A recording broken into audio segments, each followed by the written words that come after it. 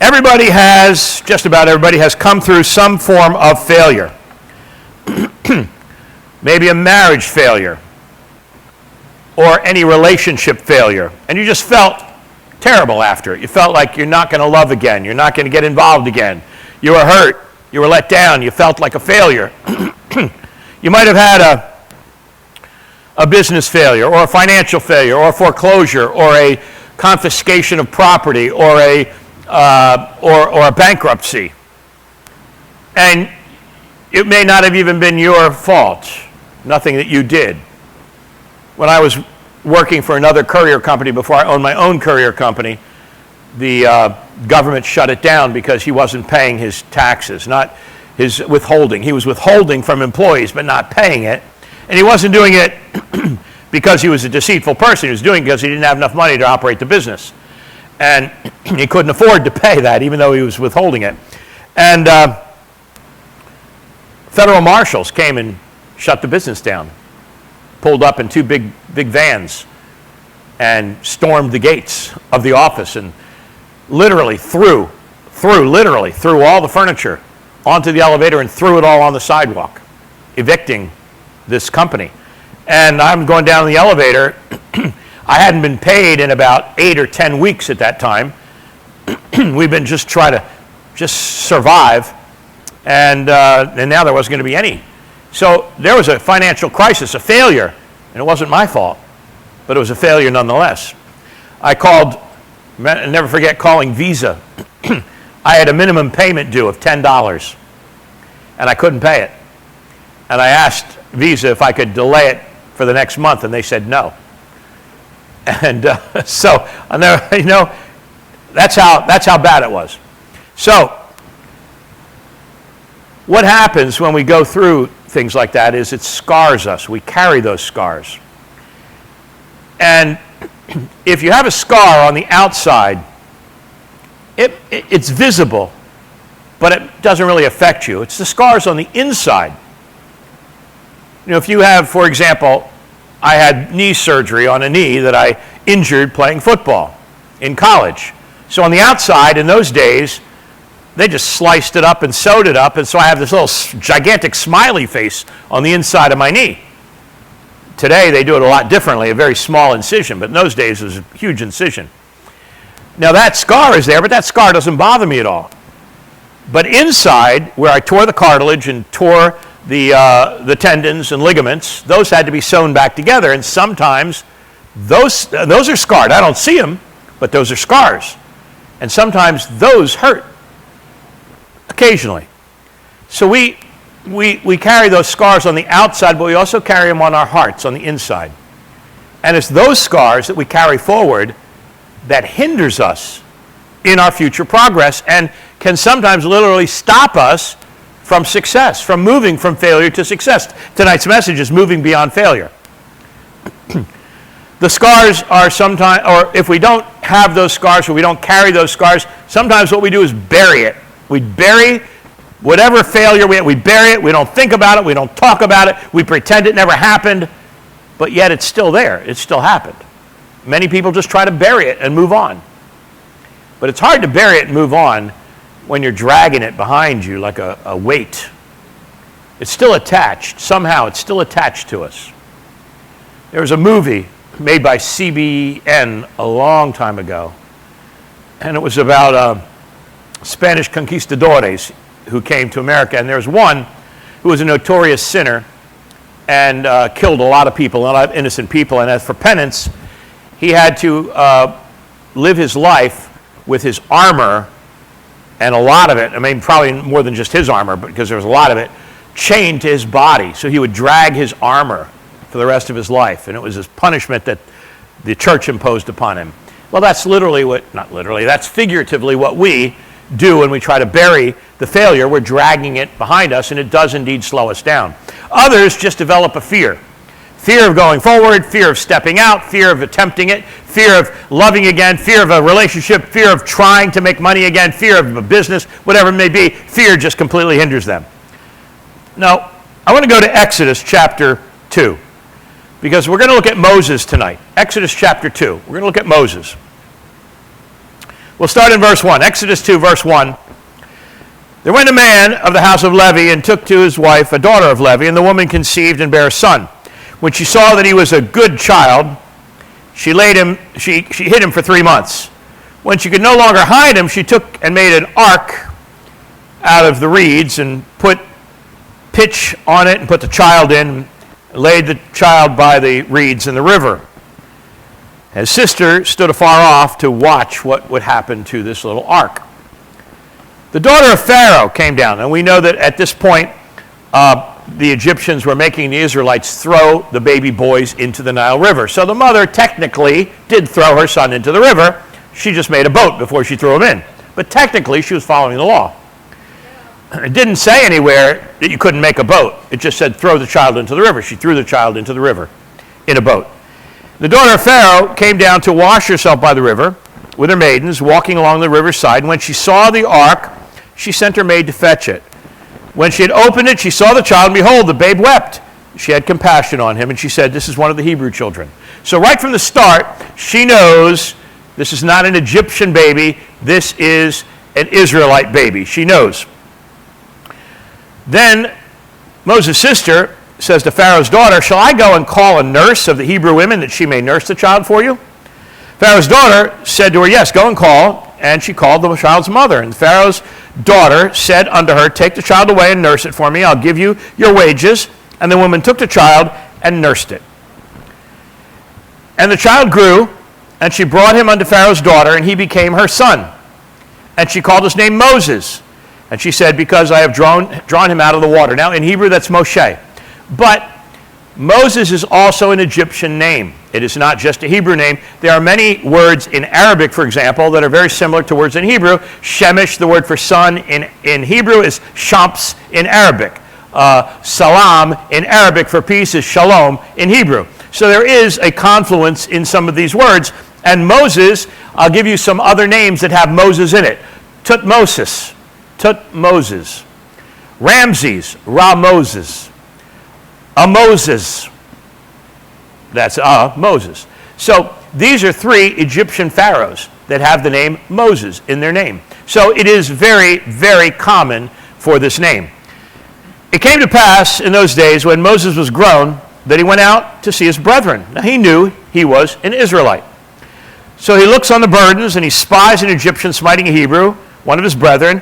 He looked this way and that way, and when he saw that there was no man, he slew the Egyptian and hid him in the sand. All right, so what does Moses do? Moses has a good life. Moses is not in slavery. Moses is not carrying burdens, building the store cities of Ramses. Moses is not doing any of those tasks. Moses is living the good life.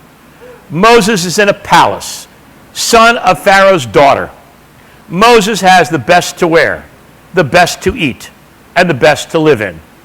Pharaoh, by the way, is not an Egyptian word for the king. It is a combination of Egyptian words that the Hebrews put together to call him, and it means big house. Pharaoh means the guy who lives in the big house. So you can imagine if the guy lives in the big house, like the big guy, he is also, his daughter's going to live in a big house. So I don't believe that Moses had a lack of anything. He had a good life. He had the best that Egypt had to offer. However, he still had a sense of duty and a sense of God's call on his life. You see, from the moment he was conceived, he was the Lord's deliverer. From the moment he was conceived, he was a foreshadow of Jesus. From the moment he was conceived, he did not know, but he knew. He knew he had a destiny. He knew he had a call, but he didn't know what it was. And here he steps out because he is enraged at how the Egyptian is treating one of his brethren. So he kills him. Now, I would say that's a little bit rash. If we all acted like that, there would be a lot of dead people on the highway. At least when I drive. So we know that he took matters into his own hands. He was not acting in the best interests of himself or of his people, but in his own way, he was trying to deliver his people from the injustices that were being done. People do that today. Take matters into their own hands and riot to try to deliver their people from injustice. So let's go burn the businesses of our people to deliver our people from injustice. Just doesn't make sense. Generally, they don't riot in other parts of town. They riot in their own part of town. And it's the people who are honest, working people who suffer. So here, Moses, the next day, he goes out and he says, "Who made you a prince and a judge over us?" This is to his own people saying this to him because he tried to separate two that were fighting. And he says, "Are you going to kill me like you killed the Egyptian?" And Moses feared, saying, "Surely this thing is known." So Moses is aware of his failure. He failed at delivering Israel. He failed at fulfilling his call. He failed at being in his position. Now, when Pharaoh heard this thing, he sought to slay Moses. But Moses fled from the face of Pharaoh and dwelt in the land of Midian. And he sat down by a well. So Moses runs out of Egypt. He flees Egypt, and he goes into the Sinai. Midian is in the Sinai, an inhospitably dry, hot desert. But there are people that inhabit it, nomads, Midianites. Now the priest of Midian had 7 daughters. They came and drew water and filled the troughs to water their father's flock. Shepherds came and drove them away. So other people came and drove them away from the water hole. But Moses stood up and helped them and watered their flocks. When they came to Reuel, their father, and said, How is it that you are come so soon today? They said, "An Egyptian delivered us." Now, why did they think he's an Egyptian? The way he was dressed.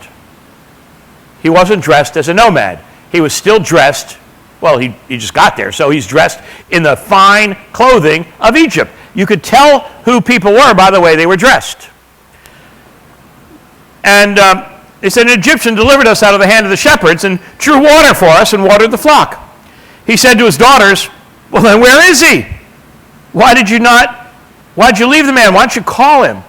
This is desert hospitality. You always bring them into your home. Moses was content. Oh, wait a minute, sorry. He said unto his daughters, "And where is he? Why did you have left the man? Call him that he may eat bread." And Moses was content to dwell with the man, and he gave Moses Zipporah his daughter. Okay, so Moses is content. Let's pick up there. Moses has this good life. His future was assured. His success was on track. But because of his own actions, his personal failure, he lost it all. He failed to do what he was called to do. What did he do? He ran from it. Tried to bury it. Run from it. First thing we try to do is run from failure. Pretend it never happened. Get as far away from failure as possible. And then what did he do? He accepted a new life of hiding. He accepted a new life of hiding. He was content. He was content to hide in the wilderness. Content to live in a tent. Content to dwell with sheep and goats. He was in hiding. Nobody was going to recognize him there. Nobody was going to know him there. He was going to blend in. I'm sure he ditched his Egyptian clothes and started wearing the clothes of a Midianite, the clothes of a shepherd. No longer could you say, "Hey, there's an Egyptian among us." He blended in. He was under the radar, so to speak. He was on the run, on the lam, in hiding. And he's doing this for 40 years. Have you ever read stories where someone had been on the FBI's most wanted list like 37 years ago suddenly gets discovered? They lived 37 years looking over their shoulder. Moses, for 40 years, was a wanted man, living and trying to forget his failure. But when you're trying so hard to forget your failure, you're not trying to make anything of yourself.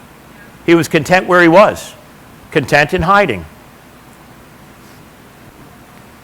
In a sense, what you'd say is that he was held hostage by his failure. And that's the problem with failure. It holds us hostage. All the things I described in the very beginning, Fear of again, fear of loving again, fear of a relationship again, fear of trying again, fear of a business again, fear of investing again. All of those are because we're held hostage by our failure. You know, Jesus came to set the captives free. We are not to be held hostage by our own personal failure, or our own personal mistakes, or our own personal sin even, because Jesus forgives us. He gives us a new life and a new outlook and a new way of thinking and a new way of doing. And it's a life that's bold. It's a life that's fearless. It's a life of faith. Faith is not held hostage. Faith steps out of the boat. Faith walks by faith, not by fear. When he's held hostage by his failure, he settles for less. If we are settling for less, we're being held hostage by failure. If we just are content, we're just going to forget our dreams. We're going to forget what we once wanted, what we once strived for. Forget it. It's not going to happen. Then we settle for less. Moses settled for less. But God never settles for less. He never altered his call. Moses' feelings did not change the call of God. Moses settling did not change the call of God, and Moses being a hostage of failure did not change the call of God. The call of God was still on his life. He still had a plan for him. He still wanted to use Moses, even though Moses at this point didn't want to be used at all because he failed. He blew it. He was not going to go through that again. He's satisfied where he is. He didn't want to risk losing again. That's where we find ourselves when we're held hostage by failure. Afraid to move forward.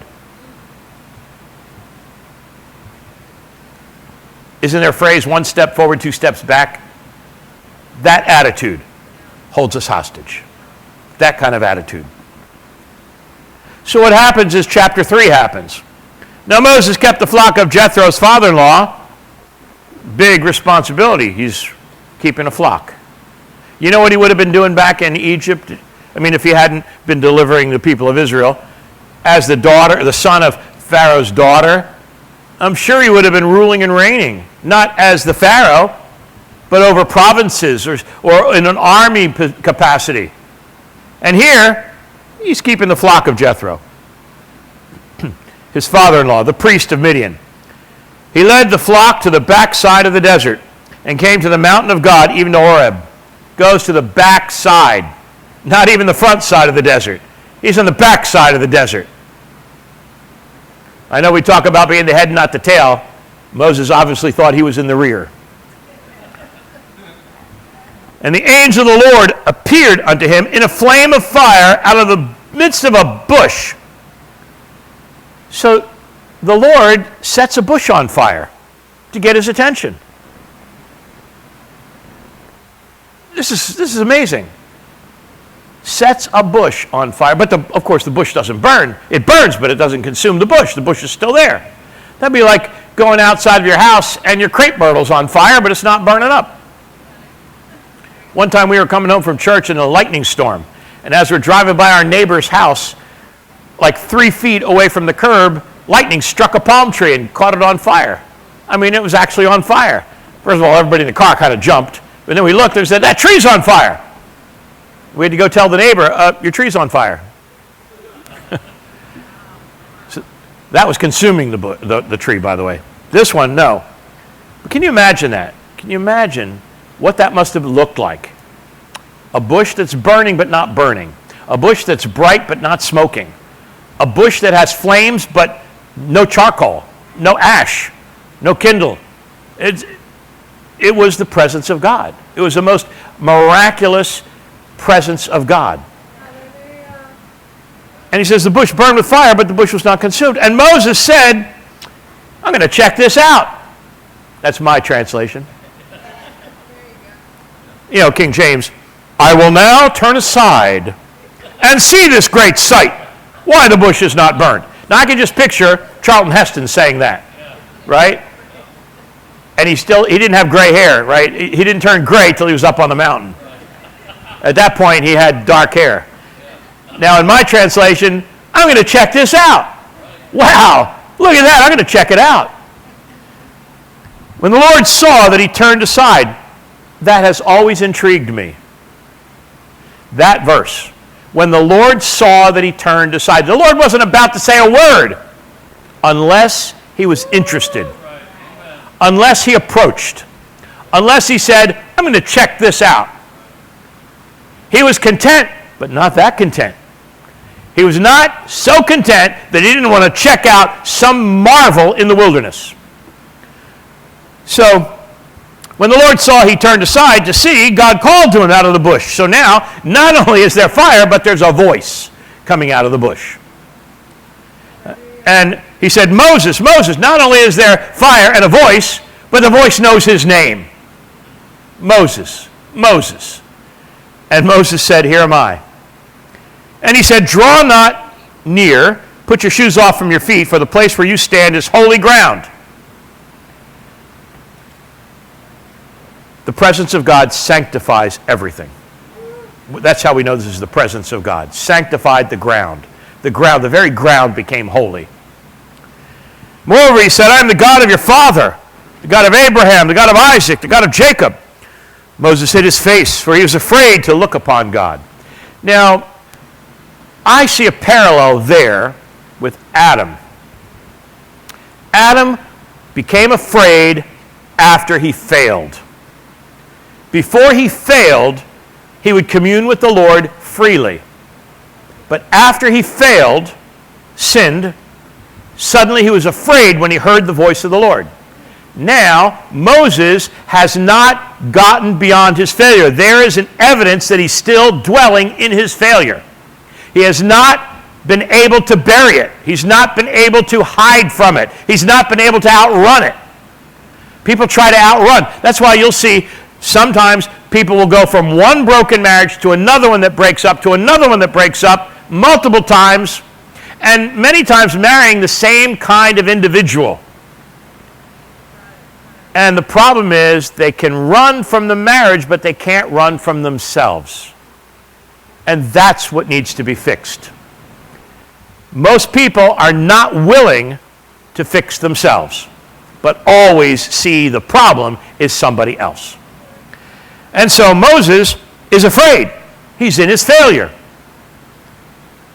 He was afraid to look upon the Lord. And the Lord said, I have surely seen the affliction of my people. It's been 40 years since Moses was there. It's been 40 years. The Lord doesn't skip a beat. It's like he was just there the day before. He doesn't know. Moses doesn't know what's happened in 40 years. He doesn't know what's going on back there. He has no communication with that. And the Lord just picks right up where he left off the day he ran out of Egypt. As if nothing has passed, no time has passed, because with him, with the Lord, no time's passed. It's the same. He says, I've surely seen the affliction of my people which are in Egypt. I've heard their cry by reason of their taskmasters. I know their sorrow. I am come down to deliver them. That must have stirred his heart. So exciting, so miraculous, this voice coming out of the fire, out of the bush, and telling him that what he did years ago in his attempt, now God was going to do it. I'm going to deliver the people. How stirred up he must have been at that moment. And I'm going to bring them up out of that land to a good land and a large land, a land flowing with milk and honey, to the place of the Canaanites, Hittites, Amorites, Perizzites, and Hivites, and Jebusites. The Lord didn't have any problem with people already being there. You know that? There was no problem to him. Because when he gave that land to Abraham, he gave that land. It's his land. He can give it to whoever he wants. And so he had no problem saying, that land that these other people are in, it's yours. It's my people. Now, therefore, behold, the cry of the children of Israel has come to me. I've seen the oppression wherewith the Egyptians oppressed them. Come now, therefore, I'm sending you. You know, the Lord built that whole thing up before he said that Moses, he's telling them for a reason. You know, I can see my, oh yeah, I'm with you, Lord. I'm with, yes, yes, yes, finally, hallelujah. What? What did you say? Me? I tried that already. I failed. I wasn't able to do it. I blew it. What do you think I'm doing here in the desert? I'm not there anymore. I was well positioned 40 years ago. I could have done it 40 years ago. How many of you think, well, 40 years ago I could have done that, but I'm too old to do it now. I'm too set in my ways. I'm too content to do it now. 40 years ago, maybe I had money, I had position, I had power, I had authority. I could have done it then, but Lord, no way I can do it now. Come now, therefore, I'm going to send you to Pharaoh, and you're going to bring my people out of Egypt. Moses said, Lord, wait, back up, Lord, back up here, wait. Me? The failure? Who am I to go to Pharaoh? I'm not a prince. I'm not a king. I have no army. I have no money. I have no authority. All I've got is some sheep and some goats. I don't live in a palace. I live in the wilderness. I'm content where I am. I have given up on my call. I've given up on who I thought I was. I've reinvented myself. That's a good word, right? I've reinvented myself to the circumstances. I would think he would be a what? Not sex, transnational, trans nomad. I am a trans nomad. I may have the palace on the inside, but on the outside, I'm a nomad. And the Lord says, certainly I will be with you. And this shall be a token that I've sent you. When you come out and bring the people out of Egypt, you shall serve God upon this mountain. Now, notice this. The Lord doesn't say, if you come out alive, and if you bring the people of Israel out. He says, when you've done it. Because with God, he's always positive. When he calls us, he expects it to happen. When he speaks a promise, he expects to keep it. When he declares a thing, decrees a thing, it is going to happen. You can bank on it. It's going to happen. He says, when you bring them out, you are going to worship here. Moses said to God, behold, when I come into the children of Israel and tell them, the God of your fathers, notice not the God of our fathers, the God of your fathers has sent me, and they shall say, what's his name? That's a big deal then. What's his name? What's his name? Who shall I say? The Egyptians have Horus, Ra, Ptah. Can you imagine serving Ptah? They have Ammon, Amun-Re. They have Hathor. I mean, they have all these gods. I mean, they got tons. Okay, who is this one? Who am I going to tell? Who are you? Flame in a bush. Who are you? So obviously, Moses is as far away from a relationship with the Lord as any of us were. He doesn't even know who he's talking to. The Lord already identified himself as the God of Abraham, Isaac, and Jacob. Moses should have had a clue. But he says, what name shall I tell him? He already said, I'm the God of Abraham, Isaac, and Jacob. What name shall I tell him? And the Lord says, I am. I am. And that I am speaks for the next 1,000 years. I am the Lord thy God, thy healer. I am your deliverer. I am the way, the truth, and the life. I am the light of the world. I am the bread of life.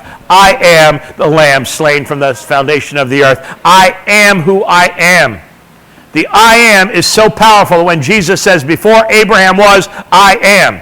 That is the most intriguing verse to me in the Bible. Before Abraham was, we have a before, a was, I am, a present. I mean, the verse, the tenses, the way he puts those together, just powerful. And here, God calls him and says, the way to get through failure is to get me on board. I will be with you. The only way God is going to be with him is if he obeys the Lord and does what he says. if he stays in the desert, the Lord doesn't promise to be with him. But if he goes to Egypt, God will be with him. I will be with you. The Lord still had a call, still had a plan, still wanted to use Moses. Which means it doesn't matter what any of us have failed at. God still has a plan. God still wants to use us. God is not finished with us. He's not finished with the church. The church was devastated. The church in general was devastated by the virus in 2020. We moved online, thriving online. Not all churches are thriving online. A lot of churches closed. Churches have not learned to adapt online. We're doing well online. I thank all of you online. I want to increase the online. Our home Bible studies are online. Our services are online. Prayer online. We have the power-ups online. Every day of the week except Saturday, we have something online. Saturday's the Sabbath, so I take it off. We have something for everyone online. Home Bible studies in Pennsylvania, home Bible studies in Virginia, D.C., Virginia, home Bible studies in South Carolina. And I'd like to increase the home Bible studies to other states. It is so exciting to see the Lord using technology, but we need to reach more people right here. We need to reach more people in our community, both in person and online. We may have tried and failed, and we didn't try again.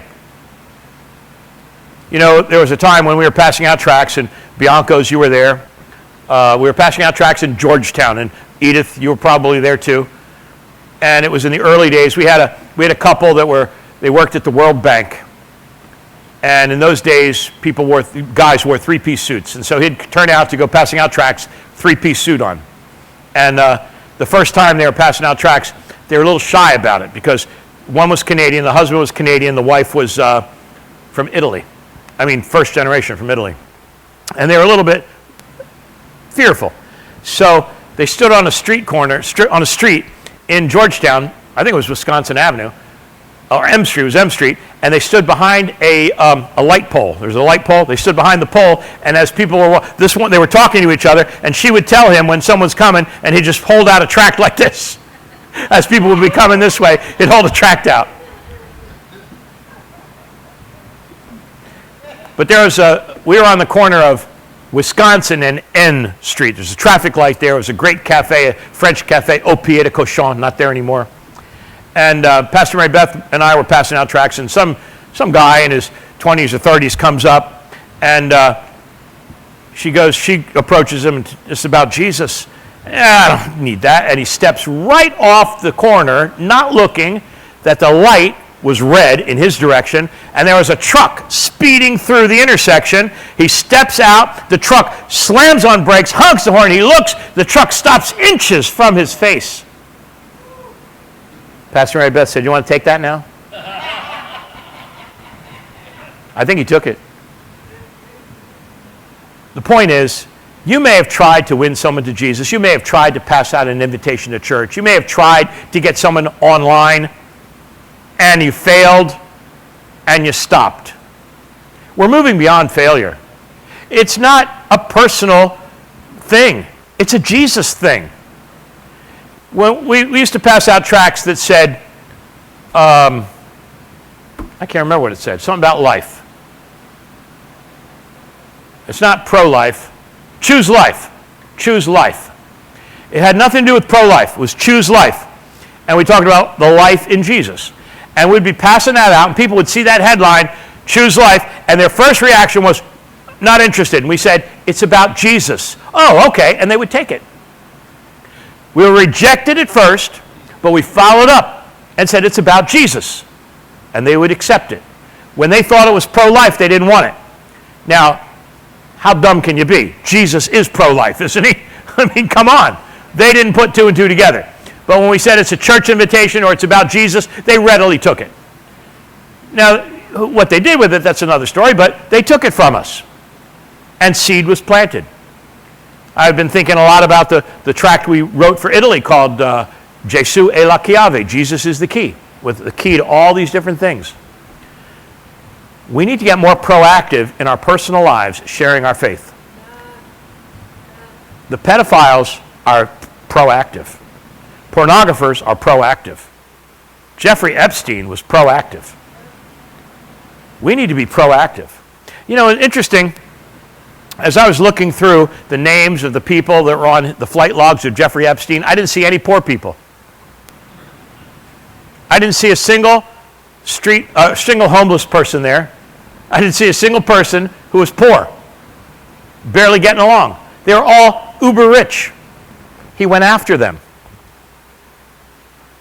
Christians tend to go to the lowest possible common denominator, thinking, surely they must really need Jesus. They're living on the street. They must really need Jesus. They have nothing else. Every single person who was on his flight manifest needs Jesus. They all need Jesus. And we don't have to judge by what they have that they have all they need. Moses had it all and lost it all. And he was content with nothing. But God said, I have more for you.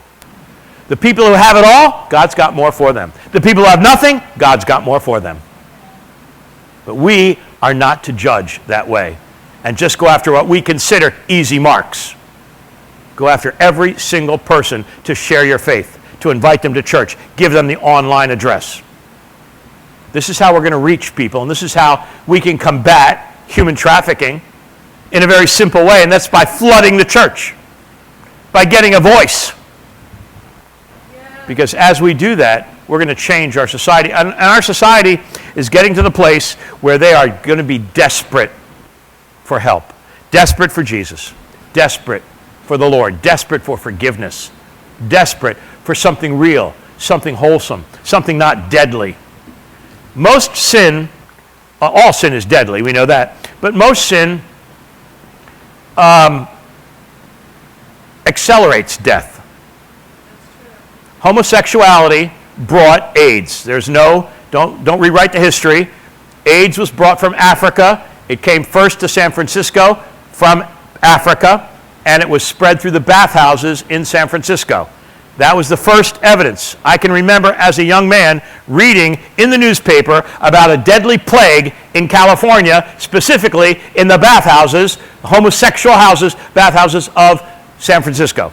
So now, after it spread to the heterosexual population, and it's everywhere, but it came through that sin. Homosexuality is a sin. And people who do drugs, they're dying.